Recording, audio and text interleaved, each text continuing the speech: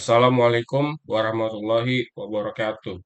Kali ini saya akan menjelaskan materi tentang pendukung sistem operasi pada mata kuliah sistem terdistribusi. Sebelumnya, perkenalkan diri dulu. Saya Agung Nabawi Permana dengan NIM 31221061 dari kelas TI 22C8. Jadi kali ini akan mempresentasikan tentang yang namanya pendukung sistem operasi. Lanjut aja langsung ke materinya.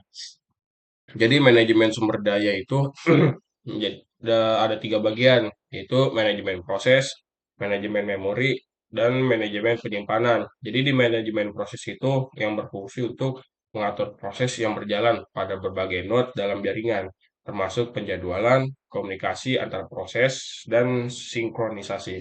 Lalu di manajemen memori itu jadi berfungsi untuk mengatur penggunaan memori secara efisien di seluruh sistem terdistribusi. Lalu ada manajemen penyimpanan, yaitu mengelola penyimpanan data di berbagai node, termasuk replikasi data, distribusi data, dan akses data yang konsisten dan andal. Lalu ada manajemen jaringan.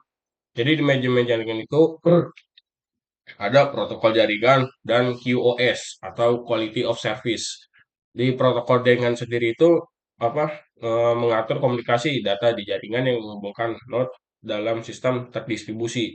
Lalu ada QoS, Quality of Service, jadi mengelola kualitas layanan jaringan yang memastikan kinerja yang dapat diandalkan dan stabil. Lalu ada komunikasi dan jaringan. Jadi di itu komunikasi dan jaringan sendiri ada protokol komunikasi. Jadi itu untuk menyediakan mekanisme untuk pertukaran antar pesan node seperti TCP, IP, RPC, dan SOAP atau Simple Object Access Protocol. Lalu di manajemen jaringan itu berfungsi untuk mengelola koneksi jaringan, menangani kegagalan jaringan, dan memastikan keandalan dan keamanan komunikasi. Lalu cara penanganan kesalahan dan pemulihannya itu penanganan dan kesalahan itu di sistem terdistribusi itu penting.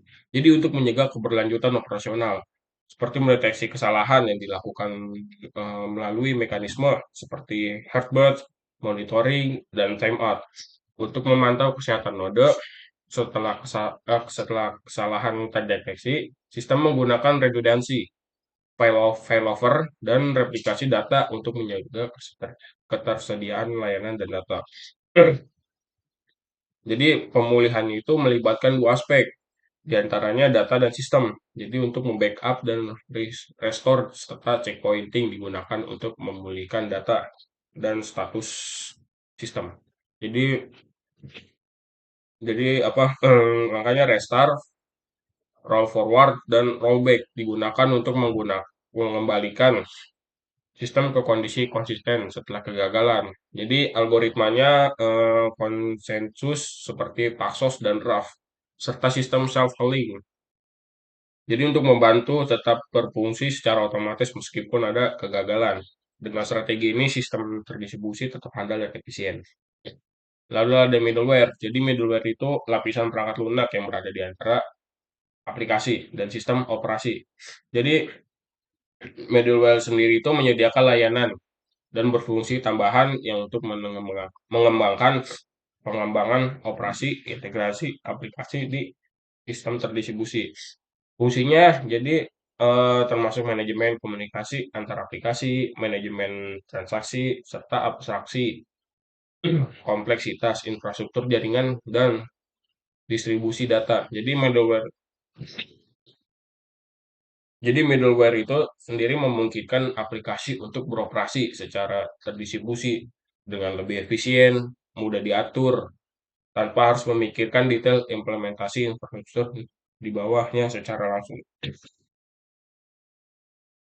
Jadi referensi dari materi tersebut saya mengambil dari artikel dan jurnal terkait platform akademik seperti IEEE, IEEE Explore, lalu ada Google Scholar, yaitu jadi untuk menyediakan studi kasus, penelitian terbaru dan pemikiran terkait implementasi penanganan kesalahan, pemulihan serta middleware dan sistem terdistribusi.